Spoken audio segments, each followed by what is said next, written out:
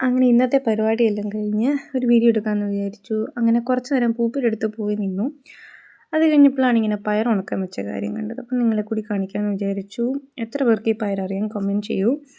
2 type പയറുണ്ട്. അപ്പോൾ അതിൻ്റെ അരി എടുക്കാൻ വേണ്ടിയിട്ടാണ് ഉണക്കാൻ വെച്ചത്. അത് പച്ച എങ്ങനെ ഇരിക്കുമെന്ന് ഇപ്പോൾ കാണിച്ചു തരാം. നല്ല രസമാണ്. ഞാൻ ഈ ടൈപ്പ് പയറൊക്കെ ആദ്യമാണ് കാണുന്നത്. അമ്മ എവിടുന്നോ അരി കിട്ടി കൊണ്ട് നട്ടു വെച്ചപ്പം 2 എണ്ണം അങ്ങ് ഉണ്ടായി. നല്ല രസമാണ്. ഇതാണ് ഇതിൻ്റെ പച്ചയ്ക്കുള്ള രീതിയിൽ. നിറച്ച നീറായിരുന്നു, അതാണ് പെട്ടെന്ന് കൈ ഒലിച്ചത്. എൻ്റെ മറ്റേ പയർ അതിൻ്റെ ഇത് കാണിച്ചു തരാം. ഇങ്ങനെ നല്ല രസമാണ് പയർ നിൽക്കുന്നത് കാണാനായിട്ട്. ഇത് എൻ്റെ പിഞ്ച് പരുവത്തിലെ കറി വെക്കണം, ഇല്ലയെന്നുണ്ടെങ്കിൽ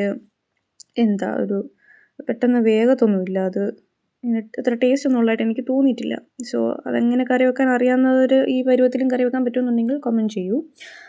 അങ്ങനെ നിറച്ച് നീറാണ്.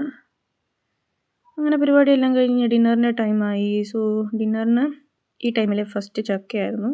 കറിയൊന്നും പ്രത്യേകിച്ച് ഇല്ലാത്തതുകൊണ്ട് ഞാൻ തന്നെ ഒരു തട്ടിക്കൂട്ട് മുട്ടക്കറി ഉണ്ടാക്കി. പിന്നെ അപ്പൻ ടൗണിൽ പോയിട്ട് മത്തി മേടിച്ചിട്ടുണ്ടായിരുന്നു. അങ്ങനെ മത്തിയും വറുത്തു. അത്രയേ ഉള്ളൂ.